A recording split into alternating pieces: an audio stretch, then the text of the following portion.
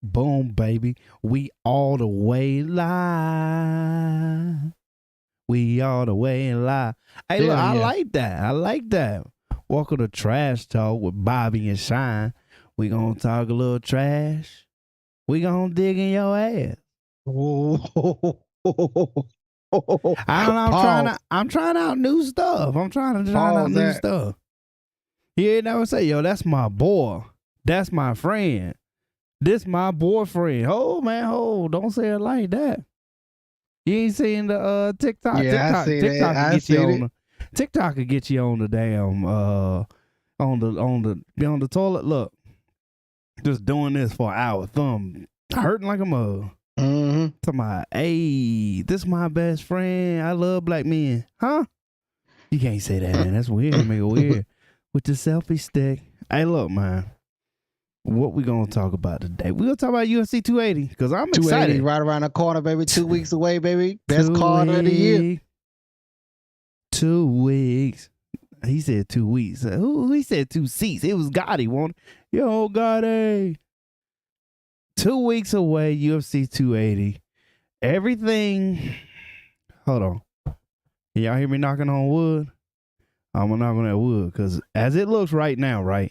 Everybody's still there, right? Best card. But I'm just saying, everybody's still there. I hope. I don't see any changes. Nah, no changes, man. No changes. I don't need no chasers. Start with the prelim card. There's a cancel bout, but it's It don't okay. matter. It's pre-land. It don't matter. There's 3 fights that I want to see. Marina Rodriguez versus Amanda Lemos is canceled. Don't care. Don't care. Don't care. Hey, did you see that? Dang, I should have put that meme up. You see, this is Bruce Buffer's hardest test yet. Oh, yeah. There was a lot of names on that card that I couldn't pronounce myself. I'm so glad we didn't go over that card because I'd have been Muhammad Mokaev. See, don't even Akubar Nomagomedov. Don't even try. Gadzi Omar Gadziev. I don't even know why you're trying right now. Magomed Mustafayev. Yeah, whatever. I ain't even got to the hard one. That is hard ones. Shamil Abdulrahimov. Man, he's a professional, man. Bruce is a professional. He does this for a living. This is what he get paid to do. At this point, he gonna accidentally say "it's time" in Russian. My man, I had to learn the whole language to speak these names. Hey, do you think he be sitting at the house? Hey, this is why I get paid the big bucks right here. So I get paid the big bucks right here. Hey, do you think he be sitting? You think he be sitting at the house, right? And he be mad. They hand him the list, and he look at it. He like, damn, man, all right. Nomagomedov. Yun Jacek. How am I say it? Yun Jacek. I'm gonna say it just like that. And he be looking at his wife. She not amused. He like, should I say it like that? She's like, too much on the young. So Yun Jacek. Yeah, I like that better. She giving him tips and tricks on how to say it, and he be like, Mustafayev. She's like, yo, I don't think you say it like that. I'm like, that's how he said it. Hey, you might want to call. He got to call somebody. Hey, man, how you say his name? Oh, damn, you do say it that way. And then finally he show up on fight night ready to go. It's got to be a process. There ain't no way. It is a process, man. He just stick the landing. Gotta be a process, man. He in the back. What they be doing in the back whenever they be practicing? Like, she sells by the seesaw. He trying to get his mouth right because it be Robert Niger. He like, all right, I'm gonna have to focus on this one. My ancestry. But look, man, Hey, but look, man, let's get into the show, man. We want to get on that 280, man. All that right. 280 right around the corner, man. Right. October 22nd. Tune in. Pay-per-view. UFC's bringing out a hard card. This card is hard. Except for the one that might be happening in December. Promoted to the preliminary main event. We have, let's get this up on the screen. Bilal Muhammad, Sean Brady. That was on the main card. That's now the main event. What? They got moved down? Oh, shit. Nikita Krylov and Volkan Ozdemir is on the next to last fight. Yo, that was Volkan Ozdemir fighting main event not even 2 years ago, won't it? Yeah. So that's wild. So then you flip on over to the main card.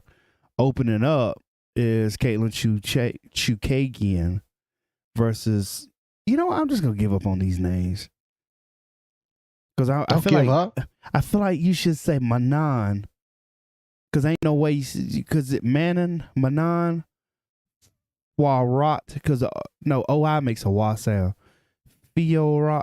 Anyway, Benil Dariush is fighting Gamrot, and then you get to the top three. So at this point, the more we look at it, yeah, they built the card. It's top heavy. We gotta. Is it top? It's top heavy now, ain't it? It's not a top to bottom anymore. It's top heavy on both ends though, because I feel like the preliminary main event is a must watch, and then I feel like the main card, the top three fights up there are must watch. So it makes this must watch TV. Get it? Must see TV. So then you look at the idea, Charles Oliveira, who. I wonder if this will work. Let's try this.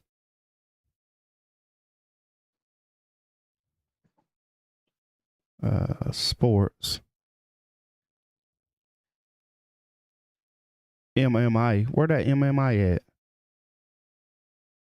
Martial arts. Hey, shout out to MMA for making it to the top screen. Used to be on the other sports with cricket. Oh, really? Yeah, you just have to pick other sports. Usually you have to do the little drop down menu and go to MMA. Now we're on the top screen. Oh, look at that. All right, 14 fights, UFC 280. Oh. Plus 165. For who? Charles Oliveira. I'm pretty sure. That's a lot better odds. Yeah, that's right. He was a worse odds. Because I guess the money going in on right now because the odds. I got my sources. My sources say TJ Dillashaw is the bet. How much is he? At plus 150 till he deals. Yeah, that is the bet because I feel like he can beat him. Because my sources said Tilly Deals ain't been finished except for if he got knocked out. Aljamain Sterling ain't knocked nobody out in a minute. So he not going to backpack. I mean, Dilly. He submitted somebody. But he not going to backpack till he deals like he did Sandhagen and Jan, I don't believe. I mean, so now, that's all he did. Got me kind of changed my mind. I like how you put that little analogy out, that backpack, because that's exactly what he did. He got jumped right on their back and just laid and just sat all over there and choked shit out of one. Sean O'Malley plus 250. Oh, that's the bet, bro. I don't know if he gets that. I can't every time. That's why I'm excited about this. Right. That's why I'm excited about this. You can go plus on all three. I don't know, brother. Man, you can parlay that. I think I can get that screen. There we go. That's a winner right there. You can parlay that. So I'm gonna parlay what? Sean O'Malley, Tilly Deals. Yeah, and Oliveira. Yeah, that's a parlay. I don't do that no more. I quit that parlay. Shit. It was one of them. Parlay. So what you're telling me though is, in order to win your parlay, you need a upset, a belt change. I guess he's the incumbent champ, even though he don't got the belt. So you need a belt defense against one of the biggest challengers, a belt change, and an upset, all in one night. Look, the last time. You know the last time that happened. Was it Ronda Rousey? That did happen, but I'm saying like a more or less a upset night. Conor McGregor, Nate Diaz won. I made money on that one. Because remember Conor McGregor, remember right before then was the title fight. Miesha Tate went out there and beat Holly Holm. Yep. And she was a 2.5. No, she was a 3-1 underdog to Holly Holm. And I was like, damn, Miesha, this 50-50 at best, right? I feel like this is a coin flip. That's out of line. So I bet it. And then Nate Diaz was a 4-1 underdog. And I was like, this at 170. It ain't like he about to knock him out. So I bet it. And I bet the parlay hit 12-1, 10-1, something like that. That's a good day. It ain't happened since. It's gonna happen. It's gonna happen that night. You better put your little parlay on it. What they got? I'm gonna put 50 on. They got, I got 5 on it. I said 50. Looks like my password didn't pop up. Well, they know where I'm at now. Oh, I gotta go back. I was gonna tell you what the parlay was. And then we're gonna move on. Talk about some judging. Don't be judging me. O'Malley. Oh. T. Ferg, Nate Diaz is still in there. O'Malley, Dillashaw, and Oliveira on the parlay. $1 will win you $5.62. That ain't. So that's 5-1. My normal $5 bet ain't gonna win me but $28. That's not a good night. Ooh, that's tough. So you need to upset, a belt change, and a defense for 5-1. That ain't worth it. You heard it here, ladies and gentlemen. That ain't you worth it. heard it here, ladies and gentlemen. You heard it here. You might well bet the right bets. You might as well just go on and take it. All right, I'll go one more, and then we'll move on. Over, under. Do this fight go the distance? Oliveira versus Islam Makhachev. Hell no. You got plus 135 over 2.5 rounds. So you feel like that's right? No, it's under. Well, the under is the favorite. You saying it ain't gonna go over 2 rounds? Yeah. So the under is the favorite. So that bet you feel like is right. Oh, I can't see on my screen. I can't see. Bad. Minus so 165. I thought you was talking about going the distance. Oh, not the distance. It's 2.5 rounds. Yeah. I can see. No, it's the under. Tilly Deals, Aljamain Sterling. You get that's the distance. I can see that. I don't think that distance. fight go the distance. I'm betting under 4.5 rounds. So the thing is, though, is that if it doesn't go the distance, TJ wins. Only way I see Aljamain winning that fight is if it goes the distance. So you can and then Sean O'Malley, Piotr Jan, the over is the favorite over 2.5. I don't think that's going. Yeah, I don't that. I don't think it's going. No, I think it's under. So the under is at plus 160. You can make some money off of it. Yeah. I think it's under. The reason why I say that is because I feel like Piotr Jan is gonna come in trying to knock him out. He's gonna try to show something. He's coming in there to do something to him to show why he needs that next fight to be the championship fight again. Word. You heard it here, ladies and gentlemen. From the big Put your money in. Put your money up. Bobby. That's Bobby probably 15-1 odds right there. So look. Scoring. So just to segue into the scoring side right there, the only thing that could mess this card up, well, there's 2 things that mess this card up: injuries and judges. Then there's 3 things if you want to say it like that. Well, what's third there? Weight cut. I include that in injury. That ain't an injury. It is an injury. Injury means somebody pull out the fight. The other one mean they just. He pulled out the fight. They didn't run. They didn't run fast enough to get across the finish line. Hey, that's when I coughed that up. The injury. You put that in the injury side. Aaron said he can't wait for Jan O'Malley. Man, I can't wait either. But look, man, let's get into this judge part of it, man, because that's the only thing you can't control. I feel like the fighters themselves, they can control the weight. If they do the things they need to do beforehand and they put the proper nutrition and water intake that they need before the fight so they can get all the weight they need to get out in order to weigh what they need to weigh when it comes to weigh in, I feel like they control that. So if you can control something, that's the best thing. The other thing is you cannot control the judges. And the biggest thing that I've seen in other organizations is they've tried to put the fight back in the fighter's hands and trying to take it more out of the judges' hands, because I feel like some fighters fight just to get those points. I'm not gonna name the fighter that I don't like the most because of that. But for the most part, I feel like some things need to happen, especially in the UFC, so that we can get more competitive fights in the last round, if it's a dominant fight or whatever.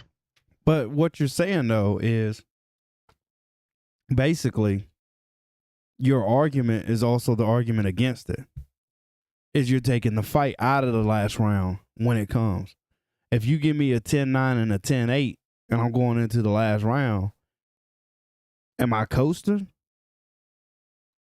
The other guy's got to get after it. Yeah, he's got to go, for the gusto. He got to go all in with Jack 4. This big controversy of poker. This lady called with Jack 4 for $128,000 and took it down. And my man got so mad, he made her get her money back. I said, oh no, that wouldn't happen to me. But we throwing hands. We throwing more than hands. We throwing way more than hands. I'm throwing bullets, everything in this motherfucker. You ain't finna get nothing back. None of that. But I learned something new with how UFC fights are scored. A round can go 10-10, but it's very uncommon. So you got the 10-point must system. And one of the things you look at the idea of is open scoring system. But the only problem is if I know I'm up by 3 points, he would have to 10-7 me for a tie or finish me for a win. Do they coast? That's the whole big problem. And if one person wants to fight, but the other person doesn't want to engage, they can stalemate a fight pretty fast. Or do we now have a stalling rule like they do in wrestling when you're up by a few points and they say they throw out the red card because you're not getting after it? Now you leave another thing up to the referee's discretion as to whether he thinks you're fighting or not. That's my whole, thing. I'm all in favor of knowing where I'm at from round to round. But also, what about Kevin Holland? Let me give you an example. Yeah. Between the first round. Yeah. Hey, what'd it say? 10-9. Hey, man, I won that. What the? And he cussing out the judge throughout the fight through the minute. That's more. That's more controversy right there. You know what sells fights? Controversy. Hey, Sal, what is you doing, man? Putting the pressure on them. Maybe they don't say who judged it. They just put them out there. I don't know. I want to say competent judging, but at this point, I don't think we can lean on that no more. I mean, UFC's been around so long that you would think that they would find some individuals that actually watch the fights. It's not UFC. I know it's not. That's why I'm saying. That's why I'm making this point. The UFC's been around so long that there must be some individuals out there that can actually judge the fights accordingly. Now, I understand that when these UFC organizations, not just UFC, but other organizations go to these different areas, they're commissioned by certain people, which normally don't judge UFC like that. Like, what was it? North Carolina's an example. So it's the North Carolina Boxing Commission. So a lot of times it would be judges in boxing that would come over and have a limited amount of how grappling, how wrestling works. And then they were judging MMA fights. That's per my understanding whenever I talk to people. But also, this was back before the Googles when I was learning this information, and people would just say anything just to say it. So I never know. But you'd have to think right now with all the commissions and how big the UFC is. Same thing we talked about with fighters that don't come from wrestling and try to do MMA, or come from boxing and try and do MMA. They just start out doing MMA. You think the referees now would just be MMA refs? MMA. Yeah, I'm just saying. And I would say that it should be like individuals who are past refs. Somebody that was somebody who was a past ref, somebody who don't want to be in the cage anymore, refereeing fights. Usually they go over to the commentating booth or they go through the podcast route. I wish they would go to the judging route because I feel like they would have a better eye of judging fights because they were in there. They know what to look for. There's some bias that comes towards that though. I mean, but if you've been out the game for a while, individuals change. Yeah, but just it's still what I'm looking for. So like our school don't matter because we ain't really give a shit about the school. But like motherfuckers be Hurricanes for life. Motherfuckers be Florida State for life. You be San Francisco for life. Not saying you play for San Francisco. Yeah. But you see what I mean? Now, if I'm telling you to go and judge NFL MMA fights or something, what I'm trying to say? And motherfuckers will be American top team for life. We ain't never like the Black Zillions. Never. See what I mean? And then you get out there, they're going to try, whether or not you called it straight, they're going to try and say something about it. So former fighters, it makes it really hard for that. I think they ought to do something like really like split them up. Like in one corner, you got a BJJ black belt. In another corner, you got, a boxing guy or something like that. In another corner, you got something else. That way we can see a little bit. Now that's fucking with people money by us doing tests. Because you see what I mean? So like somebody's throwing up if somebody is throwing up submissions like no other from here, that, and the other, there's judges that'll be like, nah, you was on your back, so you lost that round. Huh? This man was about to die for 4 minutes straight, but he was on top, so therefore he wins the round. You get boxing guys that never seen jiu-jitsu, he was on top. He just had his leg over his neck. Nah, homie, that was a triangle. That bitch was in tight.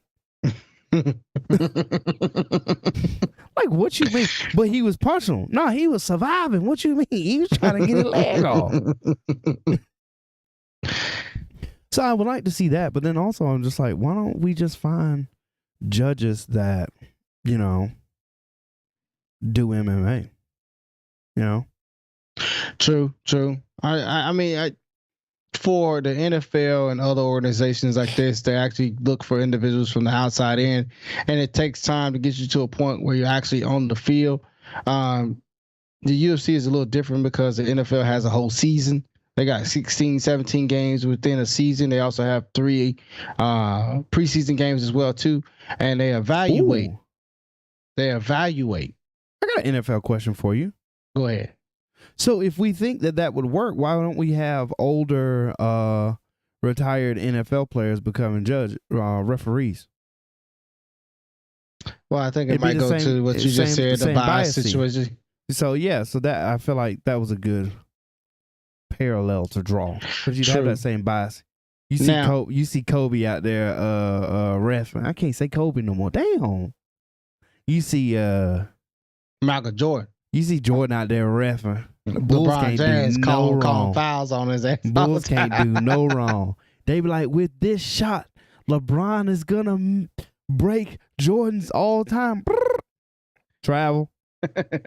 I seen him, man. He drug his back leg.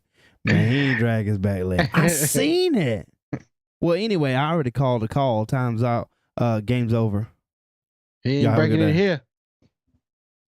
But no, I mean, to get back to the point though, I feel like there should be some evaluations. There should be some grading scales on the individual judges who do the MMA fights. So you should be judged as a judge on how well you judge the fight. That's what you gotta have somebody to judge the fight. True, but I'm just saying it could be one of those things where check the checker. What else have they tried? Check other people. So they tried polling too, didn't they? Where you can call in with your fight card. Because there's a website that you can look at where you can fill out your fight card on the go, and then they'll give you a percentage of how many people thought this, that, and the other.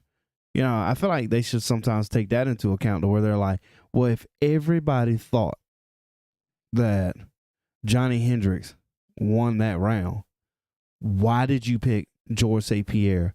And explain to me why the rest of the world is wrong. That's what it is. They ought to go out there press conference style and pick the referee's brains. Watch a referee say some shit like, man, he was in there. He wasn't sweating like the other guy was, so it didn't look like he was working hard. You said, what now? Yeah. But speaking of that, that's a good segue. What about people who get robbed? Man, there's been many fights that I felt like should have went the other way. Not because the referees didn't count defense, but I'm sorry, because the judges didn't count defense. No shade thrown. No shade thrown. I was about to cover up. I was about to cover up from all that shade. That's what I was going to have to do. You got some sunscreen, man. You going to have to get out the sun. It's blinded in this bit. Was this one of the this was 10 out of 10. I went through the 10 of them, picked a couple of them out I was going to talk to. This wasn't the worst call. No, it's not the worst. No, it's not the worst at all. This wasn't the worst, but they clearly got this wrong, right? Yeah, man. I'm not stupid. They clearly got this wrong. And I feel like it took Johnny Hendricks' career in a different way. Yeah, they said it was that. Somebody said it was USADA. But I don't know. I think his career would have went a different way or on a different path if he was to win that fight. Well, actually, he did win it. He won the next fight, but the notoriety. Yeah, because that's a big name right there. And I also feel like taking St. Pierre down. Yeah, I feel like George St. Pierre's name won't be as high as it is, because every time, well, not now, more or less like 5 years ago, you always heard about George St. Pierre. Is he gonna come back? Is Usman gonna fight George St. Pierre? You know what I'm saying? He was milking that, and then Bisping won the belt, and he said, "Oh, I'm about to do a smash and grab." So this wasn't, you know what was funny? So this is a top 10 list, but you can have a top 5 list for Angie all by herself. Oh yeah, Angela she got robbed Hill. a lot. Boy, she got robbed. She got robbed a lot. Angela Hill got robbed a lot, man. 9, Lyoto Machida, Shogun Hua, Nam Fan, Leonard Garcia. This one was weird, the Kevin Randleman. But the one I'm trying to get to was BJ Penn, Frankie Edgar fight was weird. There it is. Carlos Condit versus Nate Diaz. That Nick fight, Diaz. I'm so used to saying Nate. That fight was it? I don't know if it was an absolute robbery, but clearly when you watch it, you like, oh yeah, Nick got this one. And they said Carlos, the natural born killer. He said, "Good look, young blood," and everybody was like, "Huh? What? Why? What? Huh?" It's just so weird. I didn't even watch this fight. Didn't know this was one of up there as one of the. I assume since Demetrius Johnson didn't lose until the end. You would think it would be more to Demetrius Johnson his last fight with Henry Cejudo, because I feel like Demetrius Johnson won that fight. I feel like he did enough to win. Oh shit! I feel like if you're the champ, you have to beat the champ to be the champ. You can't fight to the point where it's like even. Yeah. Even goes to the side of the champ. And I feel like that fight was more champ side, and it was more. That's a weird side. Thing too, though. That's a weird thing to say, don't you think? You got to beat the champ to be the champ. Yeah, no, it's not a weird thing to say, man. Like there should be some clear-cut criteria for if you won the round, you won the round, not if you won the round by enough. I'm talking the fight in general. Yeah, I'm saying, but you got to beat the champ to be the champ means that like if the round is too close to call, then they're going to lean towards the champ. Yeah. is what it derives from. Nah, homie, Fuck just yeah. make the Nah, decision. homie. Pick who it is. Nah, homie. If it's close, give it to the champ. Imagine. So you saying you gotta finish the champ to be the champ is what it is. I ain't say you gotta finish the champ. I just say you gotta beat the champ to be the champ. Hey, if you beat him, you may not win. So you gotta beat the brakes off his ass. You ain't gotta beat the brakes off him. You just gotta do more work than the champ himself. Do work. Hey, who was it that? I wonder where that came from. Beat the champ to be the champ. I don't know, came but it's out a of great boxing. saying. And then you know about boxing. I used to try to not believe that they said boxing was corrupt until you see some of those scorecards. Man, you gotta believe it's corrupt when you got a 14-0 boxer who's finally fighting somebody that's decent, and then all of a sudden you see him in the ring with somebody decent. You're like, how the hell they get here? Who did they fight before this?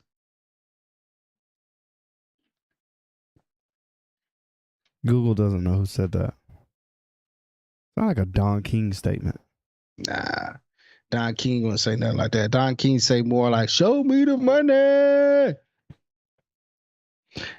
Hey, what's that song? You been robbed. That's what Don King would say.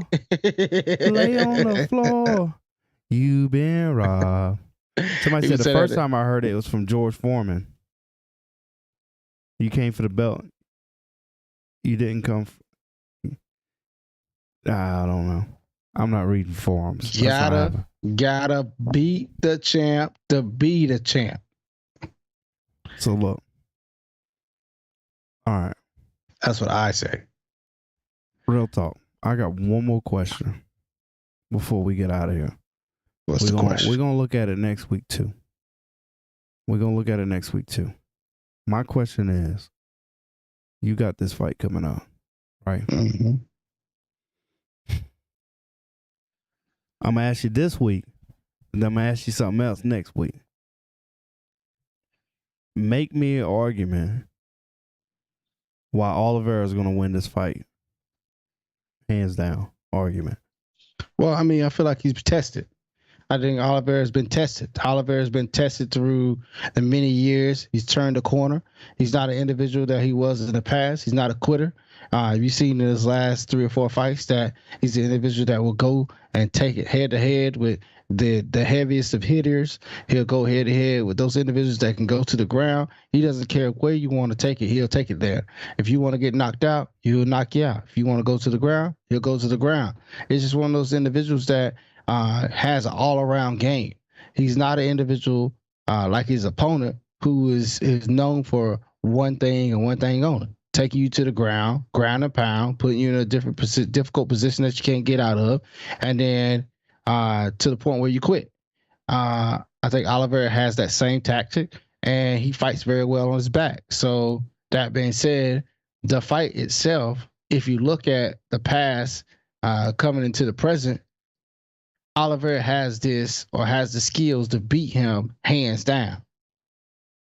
But then there's that the whole aspect of that guy does what he does very, very well. Here's the thing that killed me about Oliveira, man. You know, we're gonna beat this horse dead because this is what we got, man. UFC 280. This is what we've been waiting for. This is what killed me about it, and it's a parallel that I draw with Khabib Nurmagomedov when he fought Dustin Poirier. If you go back and look at it and you talk to like a jiu-jitsu king, like an ace, like somebody know it, they say he wasn't really in trouble.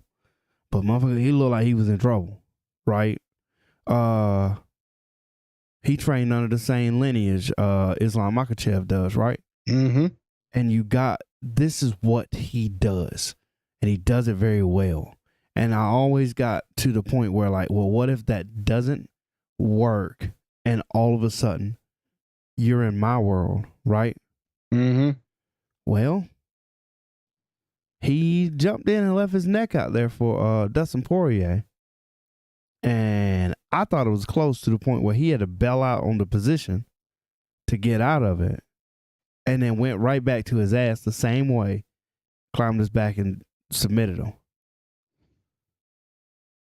So now that makes me kind of nervous about how are we giving jiu-jitsu too much credit that as soon as a wrestler gets to a jiu-jitsu guy, the jiu-jitsu is going to be a 51 above % technique improbability.